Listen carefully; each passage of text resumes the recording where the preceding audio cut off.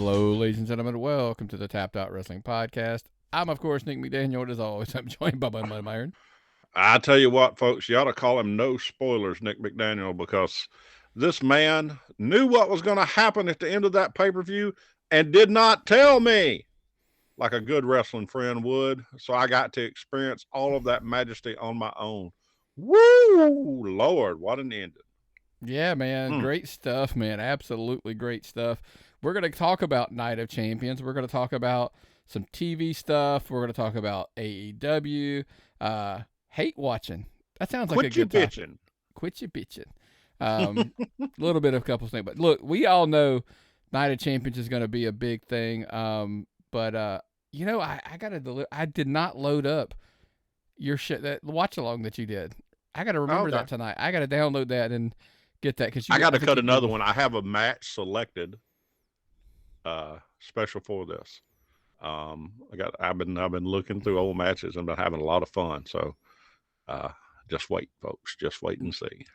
Yeah, and these two guys in particular, I got a message back because we talked about doing a watch along. Some talent, and suggested some matches and sent them over, and I've looked at them, and I think I do want to do those. So hopefully, you know, we'll get that taped up soon, and we will obviously drop that over on our YouTube channel. Just search Tapped Out Wrestling Podcast. You know, at Tapped Out Pod's the handle. If you know how handles work over there on YouTube, just put it in, man. It's the easiest way to find us. And make sure you're liking the page, subscribe to the page, turn your notifications on. We appreciate all the support. YouTube's kind of been the new go-to place for it. Downloads are kind of picking up the last couple of weeks, which is kind of odd, but we appreciate, no matter where you're watching and or listening, we appreciate you anywhere you make us, you know, how you watch us, all that good shit. That's we appreciate it, man. It's always cool to hear. Oh, I love to see it. I love to see it in big numbers, and I can just go brag and show all my family and say, look what Daddy's done. Call me Daddy. Well, man, listen, speaking of Daddy, there is one thing before we really get into this. Daddy, it's summer, man. I was out today. I told you, man, I was doing the garage. I was doing the deck. I was doing all kinds of stuff around the house. And you get hot and sweaty. Yeah. So to make sure you get hot, you got to be careful, man. If you're not grooming yourself good, shit can go south in the summer. That's all I'm going to say. Ooh. And I mean fast. The only Stinky thing worse than a sweaty mess is a hairy, sweaty mess. I just got Myron good on that one. About spit Diet Coke all over my whole damn desk. That's right, man. Well, to make sure that's not the issue, make sure you check out our friends over at Manscaped.com. Men, listen up. When it comes to keeping your privates in tip-top shape, use Manscaped's Lawnmower 4.0. Bam! Talking to you, Private Peters. It's time to shape and scape privates. This trimmer features skin-safe technology to help reduce the risk of nick and cuts when it comes to trimming privates. Yes, ma'am. No, I meant your actual privates. Ma'am, yes, ma'am. That was not an order. And because it's waterproof, you can trim the field, rain or shine. If you like power, the Lawnmower 4.0 has a powerful 7,000 RPM motor, a 4,000K LED spotlight, a wireless charging system, and it's even got a travel lock. So what are you waiting for? Get your privates ready for action and order your Lawnmower 4.0 today at Manscaped.com. If you want the ultimate care package, check out the Performance Package 4.0. You'll get the Lawnmower 4.0 and the Weed Whacker ear and nose hair trimmer.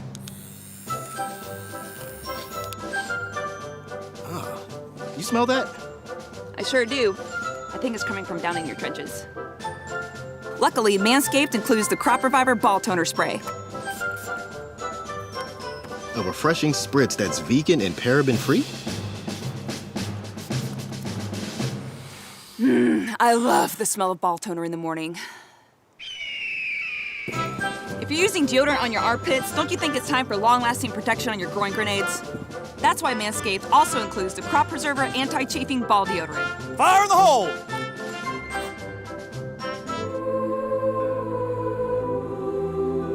Attention! Looking smooth, privates. Looking smooth.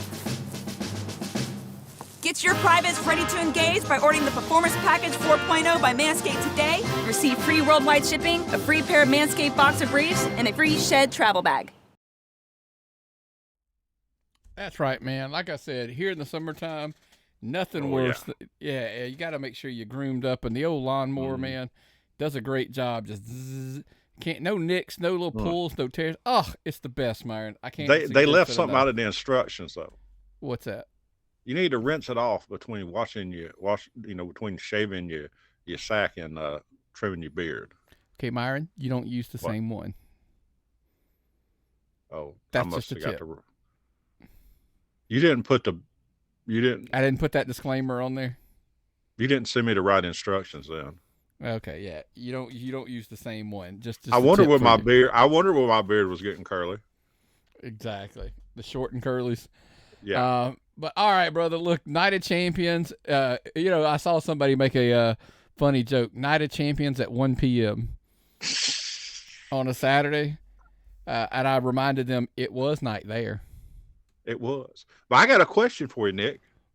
This is a question we didn't prepare for this one. This is one of the rare times we're recording immediately after the pay-per-view, and two, we didn't really prepare for this show by going through all our notes. Here's the question: did this pay-per-view settle anything?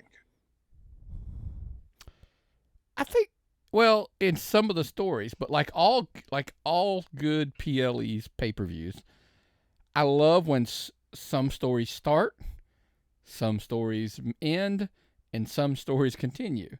It's not like it's the end-all, be-all pay-per-view. But Nick's going to hit the brakes, and I'm going to throw a question back at you. Somebody's like, well, why do you give me this? And why? Like, okay, we're not going to don't give away the ending yet. We're not going to talk about it quite yet. But why did we get that ending at this show? It should have been at like blah, blah, blah, SummerSlam or Mania or blah, blah, blah. In case you somehow missed this memo, the Saudis pay $50 million as the rumored dollar amount for this show. It is like WrestleMania. They basically buy their WrestleMania. Dude, that crowd was hot too. And I never knew who they were going to cheer. I got a little Suplex City. Everybody had 1,000-day flags. Sometimes they were cheering the good guys. Sometimes they were cheering the bad guys. They popped when Sami Zayn came out in his garb. I'm not sure what that's called. And then spoke in, I think it was it Arabic? Forgive Myron, I am not very well cultured. But let me ask you this. Worldly. I'm not going down political avenues, and this is belief avenues, none of that. My thing was that video that WWE released with him in it, and him being, I'm not saying allowed in the sense that most people are thinking. When I say him being allowed to experience that, how cool is that? Like that, is that not cool? I mean, that's just awesome. Oh, he was, and the Mustafa Ali thing was really cool too. I agree. I don't know much about their culture. It just was very interesting to see that. Imagine getting some education watching wrestling, Nick. How about that? Spreading global awareness and educating people through professional wrestling. I just meant from the sheer, he said it. I've heard other wrestlers in the past say it about the stuff that he's got to do and, in his lifetime, he never thought he'd be able to do. And he's like, because of WWE. And look, all the negatives we want to throw on him, I understand that. But for him to acknowledge, and Kane has said, think of all the cool stuff I've got to do. I've traveled all over the world and seen places I never would have been if it had not been. And here's the crazy thing, on the WWE's dime. They paid for it, kind of thing. It's pretty awesome. So, yeah, I think that's kind of cool. Let's start there, man. We might as well. Let's start in the main. I love because they were billing 3 main events, and I'm like, okay, yeah, I see what you did there, and you're not wrong. But to us, the main event was that tag team match. That tag team match was awesome. Ooh. Yeah. What did you like about it most? Well, the thing is, I ain't seen a match in this series, whether it be a solo match, not solo Sokoa, but a match between two guys, a tag team match, a 6-man, where somebody's not interfered and changed the outcome in somehow. I'm kind of used to that. But prior to that, it was a phenomenal tag team match. Very heated, but it was a good, solid tag team match. I didn't think Roman and Solo could work that good as a tag team. They were a phenomenal tag team. Sammy and Kevin are always good. It was a very good match until things went south. When things went south, they were incredibly emotional. Great spot, great ending. We finally got the ending we all waited for, the ending we've been wanting to see, and it was larger than life. But Myron, but with a twist. It wasn't the twin you thought it was going to be. No. That's what I loved about it. It was, and I loved, so we'll expound. We all just assumed that everybody watched it and talk, the Usos trying to help and backfire. And then, of course, they super kick Solo. Roman, gets mad. They have the blowout. And then they're, Roman's shoving Jay around, and Jimmy super kicks Roman. And Jimmy's response when he's being asked, what did you do? What you do? I did what you should have done a long time ago. Yes. And then, pow, he kicks him again. I was like, damn. I honestly thought that it was going to be Jay. I always thought. And here's the thing. For everybody who knew they're going to go with Jay, and Jay's going to end up being the one who beats Roman. By the way, I still have a theory that it could be. But it was Jimmy. Jimmy did it. I can't wait for Friday night. I can't wait to see what happens when they go to celebrate the 1,000 days and there's so much drama. And Jesus Christ, folks, how crazy it is. They've got me wanting to watch our weekly televised wrestling show. And this whole story building up to it, like on this past Smackdown, Sammy looking at Roman and saying, the bloodline's collapsing and it's all your fault. Like, that's the story that we've talked about for weeks and months now, that the fall has to be all at the feet of one Roman Reigns. Yep. For the longer story that we think, gets there it has to be that way. I don't know if I've ever seen a storyline this good in wrestling. I'm going to say ever. May I say ever? With as many characters serving perfect roles, except Matt Riddle. I never have understood what the hell he's doing in it. Let me just be honest. I think Matt Riddle was just something to kind of help even the odds when it was 3. Okay, like they had to have somebody. I think that's all it was. Have you seen the posts Matt Riddle has been posting? That man is having, not the helicopter post. That man is having the time of his life. Mm-hmm. I see all kind of things. Yeah, he's out there living his best life, as the kids say today, man. Yes. I don't know if the kids say that anymore, but I don't know what the hell kids say anymore either. Half the stuff they say, I have to get somebody to explain it to me. I'm like, honey, can you tell me what the kid said? It was a clip that one of the kids sent me. It was like, mom got a TikTok account, and she was like talking to her son using all of the lingo, and he's just sitting there like looking at her like, anyway. I can't even remember what she says. That's the bad thing. I tried to remember, I can't even remember what she said. All right, so we're going to come back to the story because I think this next part ties into it. So Cody and Brock have their match. By the way, it was to me one of the better matches on the show. It was great match. It wasn't as long as I was hoping for. What you did get though was a very intense, very driven storyline. They've been building this. How did you didn't expect this to happen? Okay. When Brock turned on him after WrestleMania, you never thought this was coming. You thought everybody said, well, this is a bullshit storyline. This is not going to work. Where they're going. You get this long drawn out story that turns into be Cody, the great hero versus the evil beast. They build this storyline. Now Cody's hurt. He's still got to come back and fight. And this time the beast is stronger. And Cody doesn't quit, but Cody's vanquished. Yeah. The old He just pass out can't finish. go. Yes. The old pass out finish. I'm not a big fan of that finish. But listen, I openly tell people, how many times do I say this? I didn't like it. I'm not saying it was wrong. I'm just saying, and let me back up. I'm not even saying I didn't like that finish, because with Brock, I can see that finish.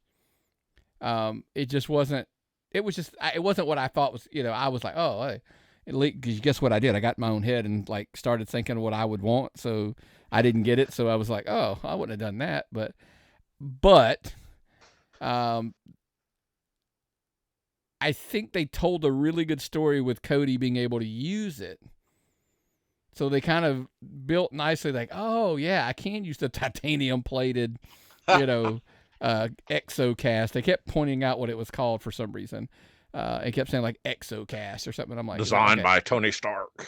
Is that like a power armor or piece or something? I was like, I don't know. I was like, but, so before we went into Night of Champions, remember we had this conversation. If Cody wins, no, wait a minute. By the way, this would be an audio. I cut an audio this week in my car that sounded so bad I wouldn't even release it. So I thought I shared this, what I'm about to say, and I realized, no, wait, Nick, you never actually shared that. Going into this pay-per-view, PLE, I said, if Cody wins, Brock just has to go away for a while. That's two consecutive losses. And he's been on so many pay-per-views back to back. It's time for him just to go away for a minute and come back later. If Brock wins, then I'm like, then what the hell do we do with Cody, right? I'm like, I don't know where we go at this point. Where does Cody go after that? It's going to be, now that he did lose, I kind of created the scenarios here on my sheet here. I was kind of going, well, do they continue the feud at Money in the Bank? Because clearly they can't be done, because now they got a match apiece, right? I don't think 3 consecutive pay-per-views is a good idea for Brock. If it were me personally, I think somebody steps in and says, Cody, you cannot wrestle at Money in the Bank. And he's like, no, I have to. We're not booking you against Brock Lesnar with a broken arm. But what if they let him in the Money in the Bank match?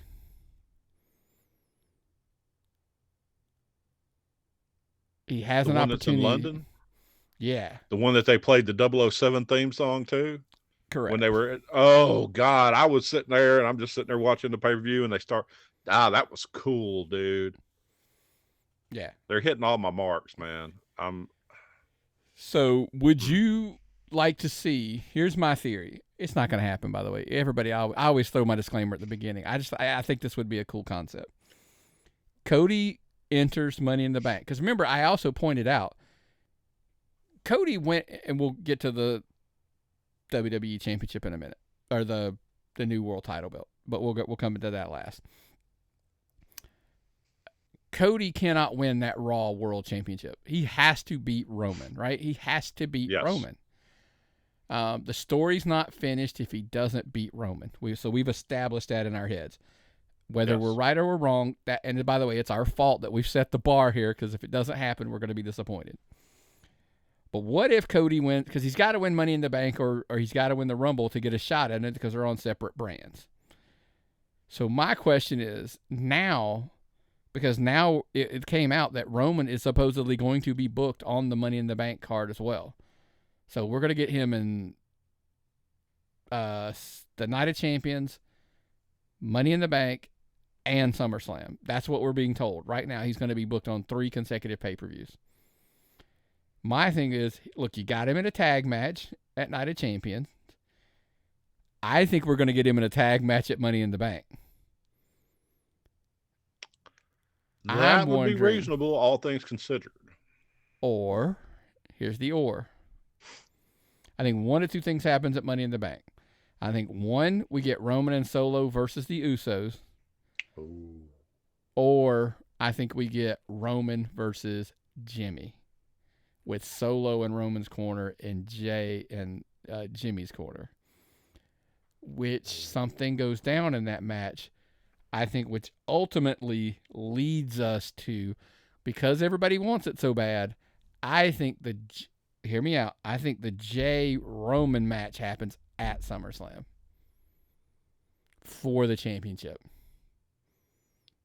I've already lost track of the pay-per-view schedule, but no, it's we just did Night of Champions, Money in the Bank, and then it's SummerSlam, I believe. So it's literally, we've got one pay-per-view between it and pay-per, which is Money in the Bank. If I'm wrong, so be it. That's just what my brain's telling me, and I could be wrong. But so then Cody won't challenge him at SummerSlam. I disagree. Hear me out. How's he going to have his match with Jay? He's going to wrestle Jay. I think Cody wins Money in the Bank, and then he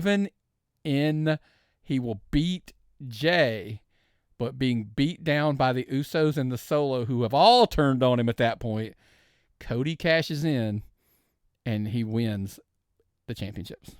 And that's what allows Roman to go away. Because that would be, think about it, he would have had a match with Jimmy, then he has it with Jay, and Solo sides with them at that point after seeing the abuse even get worse and worse. And Roman loses his entire family, and as SummerSlam goes off, because look, we're all sitting here beating the drum of going, how does Cody even get the chance? There's it. Because if he doesn't win Money in the Bank and he doesn't challenge before that, he doesn't have a shot until Royal Rumble again. You're telling me there's more than one royal family in wrestling? I'm telling you there's more than one way to skin a cat. That's what I'm trying to, because either way, even at Money in the Bank, if we get the Usos or we get Jimmy versus Roman, I think it sets up very nicely. Look, or to be honest with you, what if it's Jimmy and Roman at a Money in the Bank, and then we get the solo Roman versus the Usos tag match, make that at SummerSlam, and after the end of that match, they all turn on him and they all walk out and leave him, and that's when Cody cashes in. You done got me so damn confused. I don't know what we're booking anymore. So if it were me, my final, by the way, as we pointed out, we didn't do a lot of show notes this week, so I've constructed this on the fly as we go here. So my take would be Cody enters Money in the Bank championship. He enters, he qualifies. He goes to Money in the Bank. He wins Money in the Bank, the briefcase. Okay. I would rather have Jimmy face Roman at Money in the Bank, and then at SummerSlam, brace yourself, that's when Brock Lesnar faces Cody early in the night, because that completely takes any thought of Cody cashing in, right? Because he's wrestling Brock at the beginning of the show. Yeah. And then Usos versus Roman and Solo, main event the show. And when Roman is turned on by all three of them officially, and they've all walk away, Cody's music hits, he cashes in the Money in the Bank, and Cody leaves SummerSlam the undisputed Universal WWE Champion. And then Roman can go away for a while. And one fell swoop. That's a whole fucking joke in itself that I have to tell you off the air.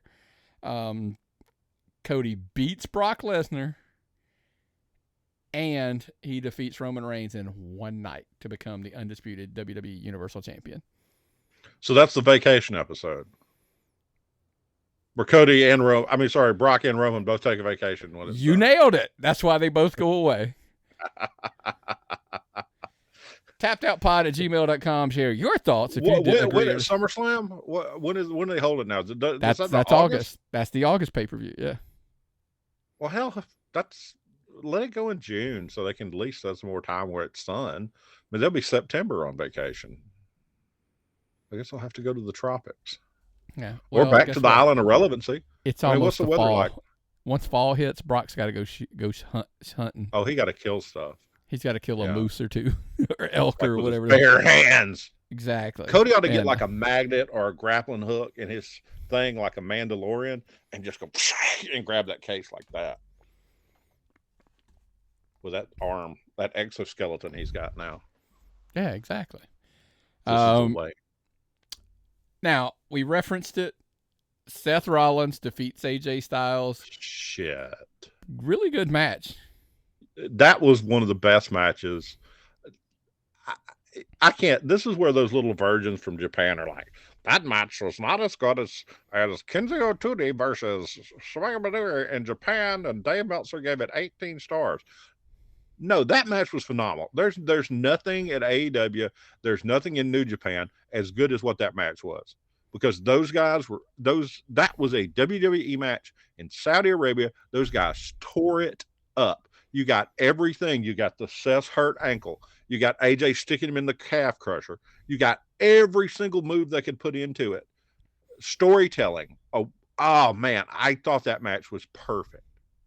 And knowing, knowing people that know AJ and knowing, I can't say enough about that match. I thought it was perfect. I don't see how anybody could possibly look at that and try to tell me something was better, or they can't.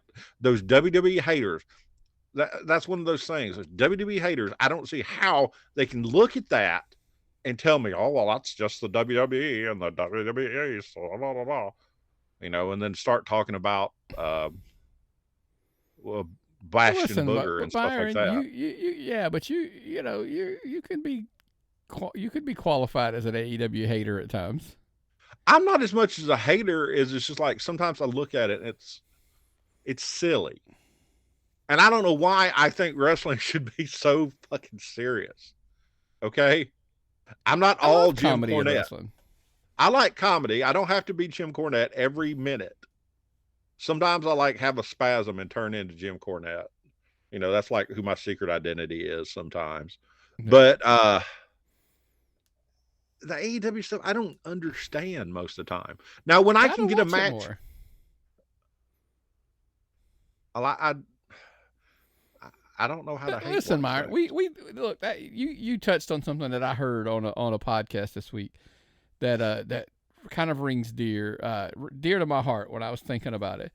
It was called it was like a long story that I'm not going to go down that rabbit hole of what they were discussing. But like how people put a lot of time and energy into actually negatively like talking about things and blah, blah, blah, or hate watching as we like to call it. Like if if you're not a big fan of AEW, why do you sit there for 2 hours and watch it and bitch about it for the entire time and get on Twitter or whatever? And it was somebody brought up, it was like, they're just wanting attention. Like they want to get and sometimes the negative attention is as much as what they want is the positive. Like they don't necessarily want people to agree. They want to cause a fight about that's something. Half of the internet these days. That's all. Most of the content is these days. Like I said, I'm going to post a picture of my X-wing fighter from the first Star Wars movie, and then some asshole is going to tell me the stickers are on it backwards on the Star Wars forum.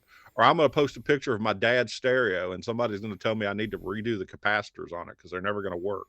I don't care what group I'm in. Somebody tears everything to pieces on the internet. Yeah. I'm in these groups, and I think it's going to be peaceful. And then people just shred it.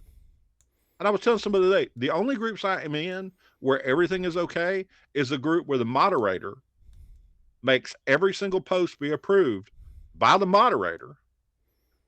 And then every comment on said post has to be approved by the moderator.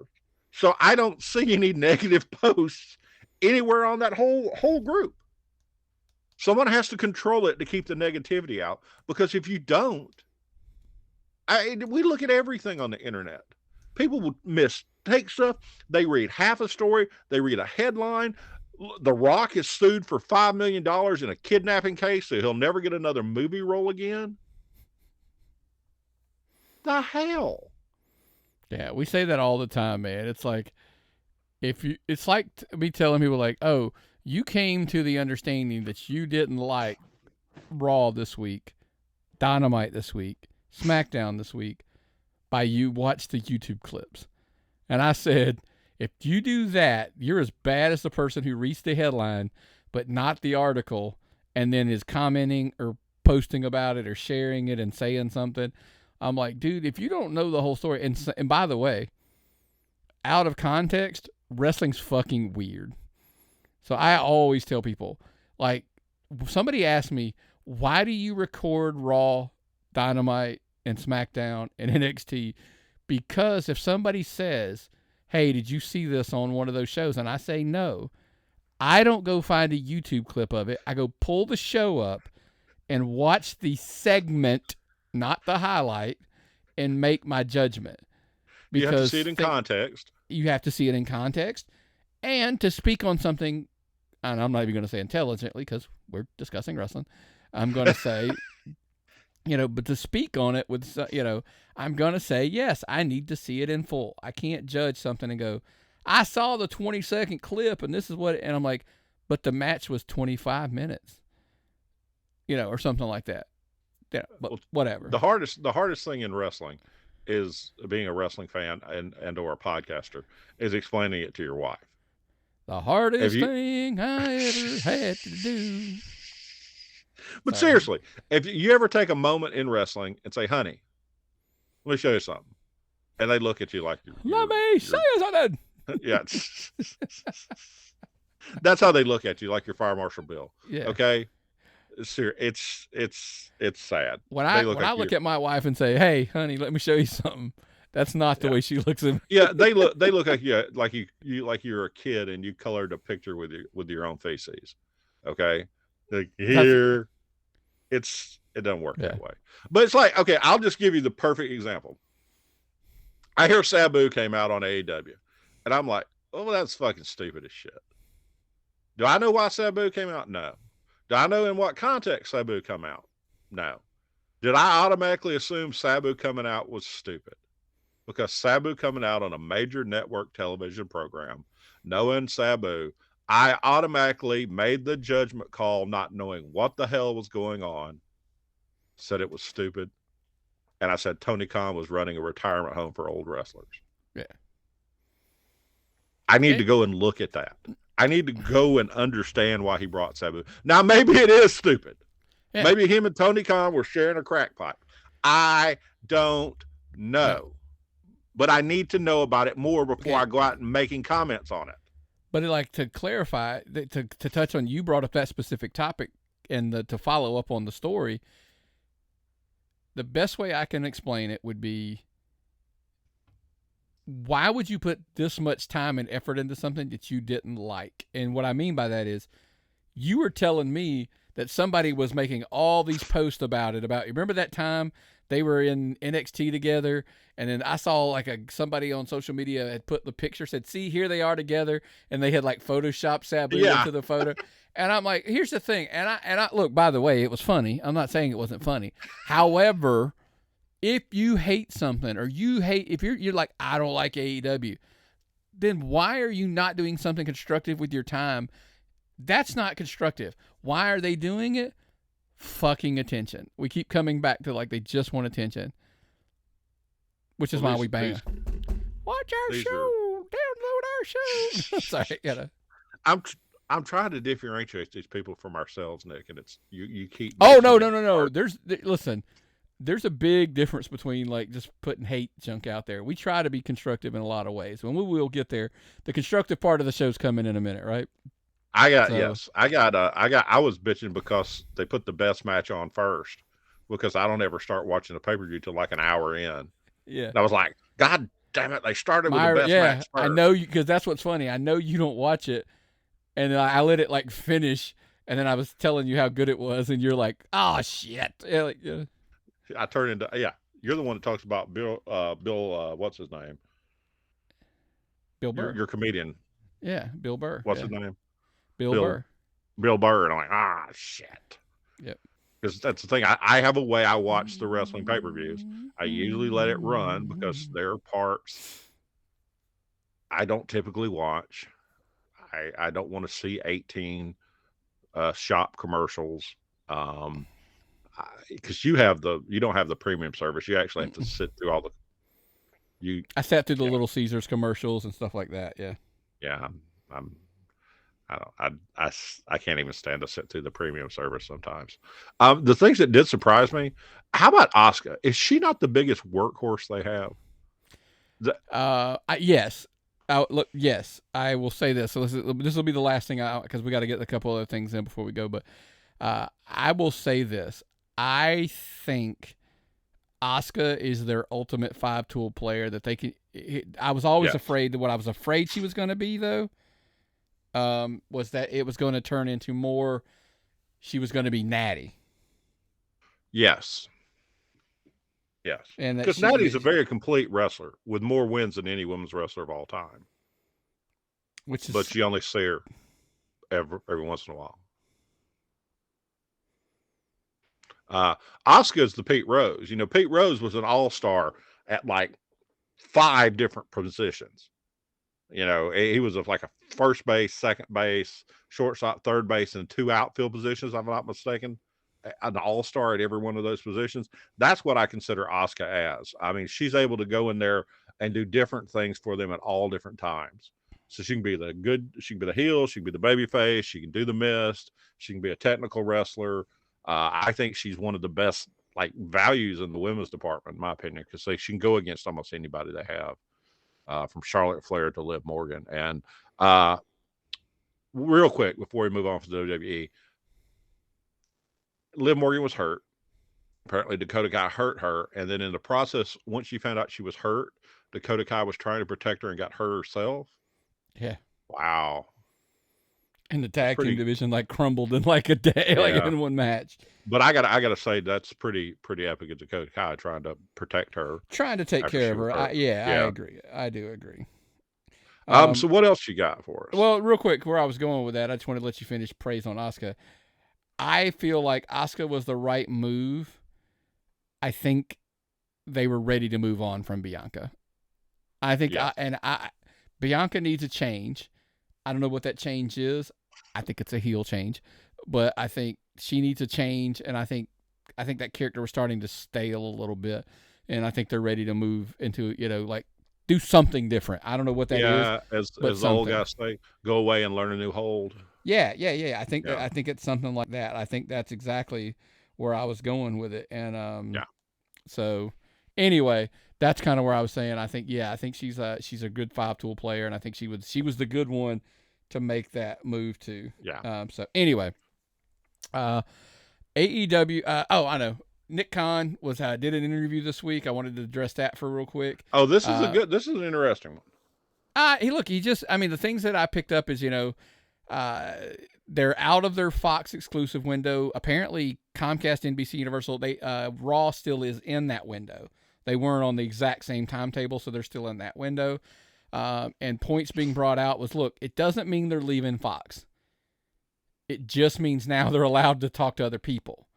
Fox just didn't give them a number that made them set. Because look and I understand, like, if they were paying them $200 million a year for Smackdown, right?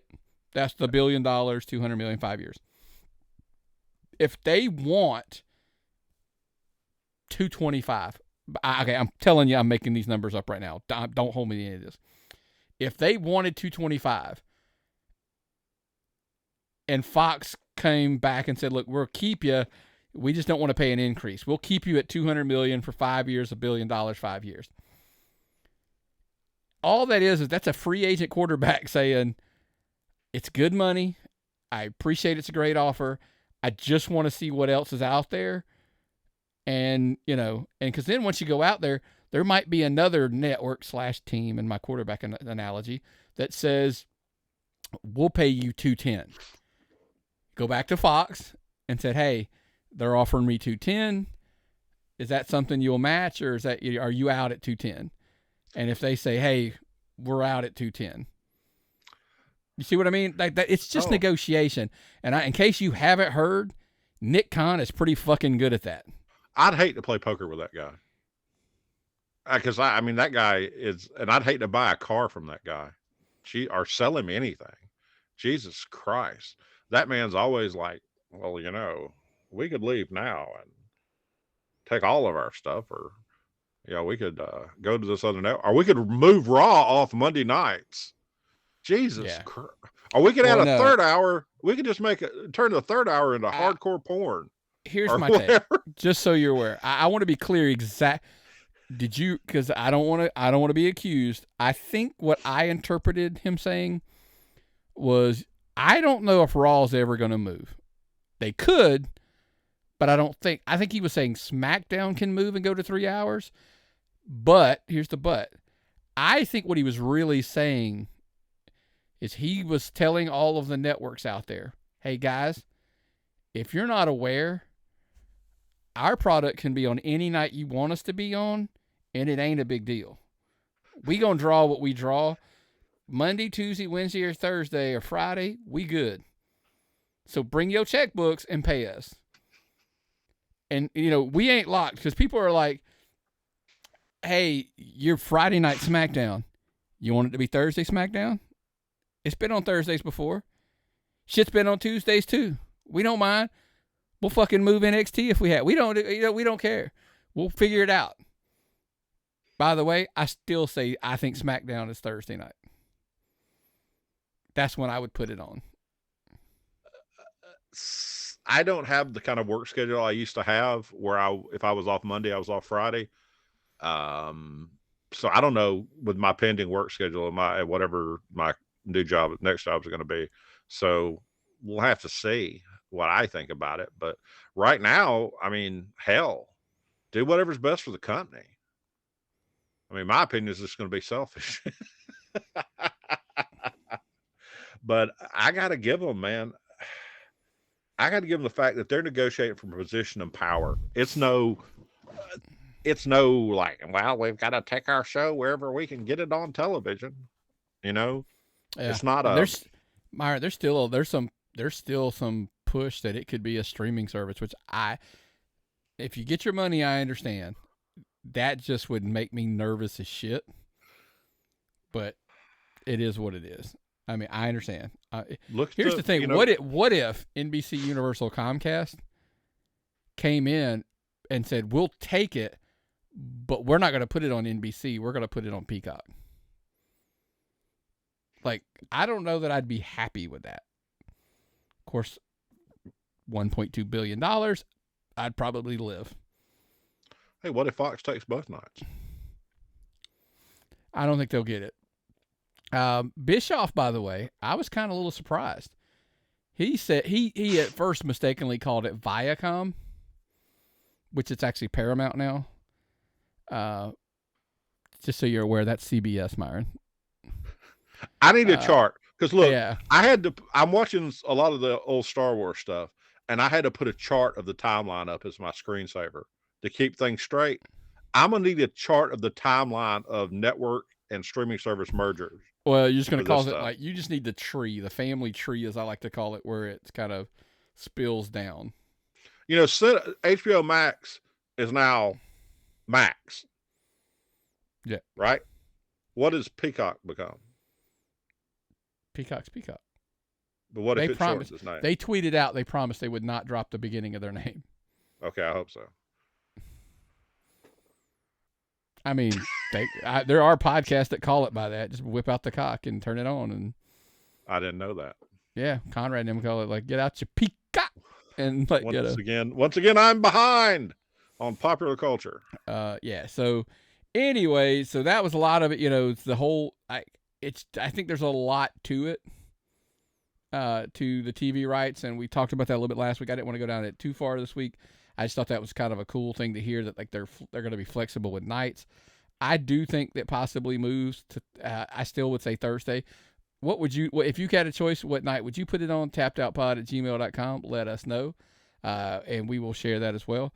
I do want to talk a little bit about AEW. They had a couple things this week. We talked about Sabu briefly, but we talked about. Listen, the big announcements continue. This is the first week, by the way. I won't say, look, I've been disappointed in some of them, but I haven't mocked them. This one was fucking stupid. I'm now about to do about a couple segments ago what I said that you shouldn't do.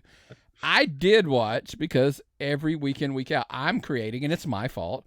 I was creating it's got to be. The big announcement was Collision's going to be in Chicago to start. I'm like, dude, we knew that like a month ago. Like, it wasn't said, but it was said all over the place. Like, Collision was going to be on on the 17th or whatever that is in Chicago. I'm like, why is this a big story? I'm telling you, I still think that they're hoping it's this. It's hoping it's. Point being, MC Punk's going to be there. Yeah, MC Punk Diddy is going to be there. Yeah, and so my twist is going to be, I've got to turn this off. This is going to drive me bonkers. Sorry. Oh, you're getting secret notifications from our source. Yeah, I'm getting a text message that I got to turn it off because they are just like bam, bam, bam. Sorry about that. That was so professional. I'm sorry. It's been going off. You've probably, if you're watching the video on YouTube, you've seen me like multiple times have to like clink, clink. Well, he's getting news that might change the course of the show because this man is more plugged in than the surge suppressor. I'm telling you. Here we go. Sorry, back to my point. It got into, they really haven't announced anything, and how our tickets go, and it shifted into Bischoff saying, he preferred the don't advertise as much, make your product so cool that people just tune in to watch it, make the brand. Listen, WWE's been doing it for about 15, 20 years. Like John Cena was I think one of the last guys they were hoping. I would argue Roman's probably entering that era now. That he, somebody that's bigger than the brand, but it's the brand that people buy a WWE ticket, not giving two shits who's on the card. AEW could focus on that as well. They did it in England, by the way.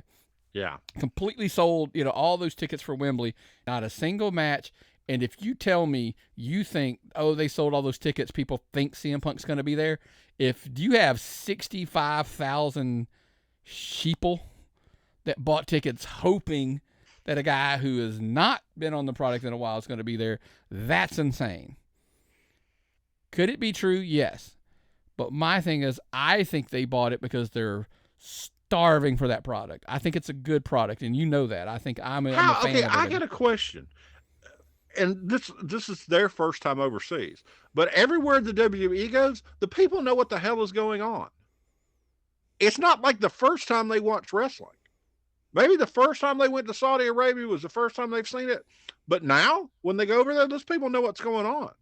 When they went to Puerto Rico, those people knew what's going on. When they go to England, those people know what's going on. They're going to go to India. I bet those people know what's going on. Do these people watch that much wrestling overseas, and how do they get it? Do they package this up and these channels send it overseas, or? No, they have distribution. That's the whole crazy thing. So look, WWE is distributed everywhere. That's not even the question. AEW, they're on streaming services. They have TV rights packages everywhere. So good. That's my thing and plus, look, Byron, by the way, you see shit on the internet. You see clips on the internet and stuff like that. So, so I think it's, what I'm trying to say is I really like that if they will focus on the brand and build it and make it so cool that they don't have to worry about, look, there could be, here's the thing, if you build MJF to the point that you think he's the focal point and then he leaves, what does that do for you?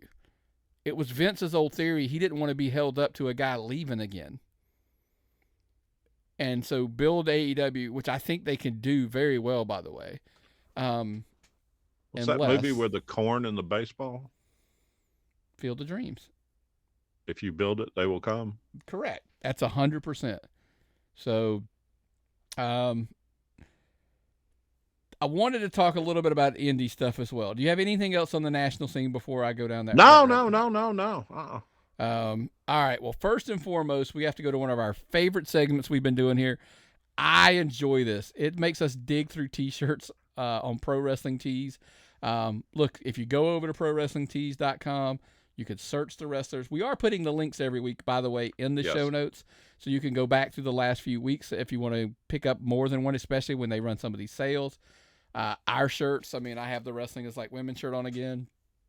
Got some of the classic ones. Do you have your classic? What you got on today, Myron? Oh, no. I have a Georgia National Championship shirt on. There you go. Okay. Because I wasn't prepared to record today, so I didn't have a chance to get out one of my fancier not a problem. out shirts. Listen, if you're watching on YouTube, you see the logos. Both of the logo shirts are out. They're over there on Pro Wrestling Tees I keep mine hung up in a special section of the closet. They've got those little plastic bags over them from the dry cleaner. So they're all ready to go. I did not get one. I should have. I have been slacking my duties. Beautiful shirts, wonderful material, finest place on earth to get T-shirts. And that's where you'll find the T-shirt for Indy Sensation. Nick? This week we went with a friend of the show, Hunter James. Yes. Just got back from Las Vegas. Can't wait to hear how he did. Viva Las Vegas. Viva Las Vegas. He was Hunter James. Yes. Look, kids got it all. He's a package. When AJ Styles hit that flip off of the second rope into that reverse DDT, Hunter James comes to mind, and I'm like, yeah, that don't sound right in your head, Nick. But look, he's an up and comer. I don't think we're alone in thinking the kid is special. Look, we give him a lot of grief about his cockiness, his arrogance, and his prickdom that he has. But look, exactly. Look, there's no doubt he is a star. He's awesome. He's got a lot of potential, and I think he's special. So check that man's T-shirts, folks. That's right. He's got a couple. Couple new ones over there at Pro Wrestling Tees. Like I said, in the show notes, the link will be right there. And I might get into a bad habit of sharing those on social media as well. Yeah, so, get him a new Cadillac. Ride back and forth then. Exactly. So look, we're out a little ways from these shows, but look, we got some time. IWE had their big show. Ooh, I know it was last. Everybody's like, it wasn't this week. It was last. It would rotate around. They did lots of good stuff. They're rolling on all cylinders down there. By the way, a lot of these promotions, check them out on IWTV. I mean, if you like to watch them. Yes. It was the return of the evil James Caleb Kitchens and his horrible shoes. Yes. I'm curious to see where that goes. That James Caleb Kitchens in there is the general manager now of IWE. I hope he changes shoes. He will. I'm sure he will. Or actually, he probably won't now just to get at you. I have called the mayor of Augusta, Georgia, trying to get him banned from the city. Yeah. So check that show. It should be out probably here relatively soon on IWTV. But look, we just are heading around the corner. How many days are we away, Myron? So it's next weekend. We are a week away. Yeah. Once again from the Southern Fried Women's Tournament, September 3rd, Monroe, Georgia. Look this up online, folks. You've got 8 of the best women's wrestlers in Georgia going to be on this card. It's going to be a great, great, great show. 5 years ago, okay, they ran a previous women's show. We, prior to the show, we had spoke to the owner at the time, Charles William Ann Schultz. If you see this purple wristband, this was the wristband. Charles had contracted cancer. We don't know this. This was part of a fundraiser for Charles. They sold these wristbands here. I've had it around my microphone since I bought it. This is the microphone I use on every single podcast. Charles was one of the nicest people I ever met. We partnered with him to sponsor the women's show 5 years ago. 3 of the same ladies from that show are on this show. A couple of them are working for the WWE now. Gigi Dolan and the referee, Aja Pereira. I don't know what her Smith. Aja Smith now. That's 5 years. We started as fans, and 5 years as friends with the people at Southern Pride. And now they've went back and they were able to do another women's show. This is for a tournament. They've got a beautiful belt. This is going to be June the 3rd, Boys and Girls Club, 405 Community Court, Monroe. Bell time 7 p.m. Looking to get in your tickets or come and get them at the door. Great show, and you've got a special attraction match. Logan Creed and Zach Mosley. That's a big deal there too. So let's see who on Here's the this thing. card. Logan Creed versus Zach Mosley. Well worth the price of admission alone. Plus, you're going to get, like I said, a tournament of 8 women vying for the first ever Southern Fried Championship Wrestling Women's Championship. And listen, kind of throw a plug to a friend of the show. Over on the Rob Rod Report, he did one of his prediction shows for this tournament, which basically he always realizes he's probably going to be wrong about most, if not all, of his picks. But go check it out over on the Rob Rod Report. It should be available here, and kind of listen to that. He'll kind of break down match by match. We're good. Look, we won't. I don't know that we'll have another show or special in time before this. Who do you think's going to take it all? Okay, I have 3 favorites. No. I said all 3 of them were on the first show. My emotional favorite is Danny Jordan. Okay. Multiple time Georgia Female Wrestler of the Year. My dark horse favorite is Crystal Rose because she's probably tougher than almost any man in Georgia independent wrestling. My booking decision would be Brooklyn Creed because she's probably the most popular female wrestler in Georgia. Sometimes I always tell people sometimes it is all about the brackets, and it's all about the draw of where you end up. So what I wanted to point out was, if I can get my phone to cooperate, which I'm not going to be able to, I am legit turning into Bill Burr in the sense I'm looking shit up while we're on the air. I put it in the notes. I put the card. Oh, okay. And the brackets. I'm just trying to get it to blow up here. That's the problem. Every freaking image of it appears to be a damn video, so I can't get it to blow up. Anyway, okay, read me the bracket. Do you have the bracket? Oh, the first bracket is Brooklyn versus Rose Gold. Second bracket is Kat Spencer and Gemma Jules. Third bracket is Crystal Rose and Nina Monet. Don't count her out. She's a veteran of Georgia wrestling. And then Danny Jordan versus Jazzy Yang. I'm going to go Danny Jordan defeats Jazzy Yang. Crystal Rose defeats Monet. Brooklyn defeats Rose Gold. And who's my other bracket? Kat Spencer versus Gemma Jules. I'm going to go Kat Spencer. Brooklyn Creed defeats Kat Spencer.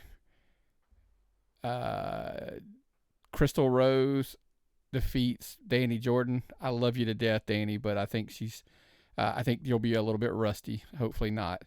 I think Crystal's just got determined, and I think that puts Crystal versus Brooklyn in the finals, and Brooklyn Creed is your new Southern Fried Championship Wrestling Women's Champion. I don't know. I think Crystal Rose could probably take half that roster in a bar fight. I didn't say anything about that. Sometimes the old saying is, tonight just ain't your night. Oh, did you see Rose Gold and her fan interaction at that show?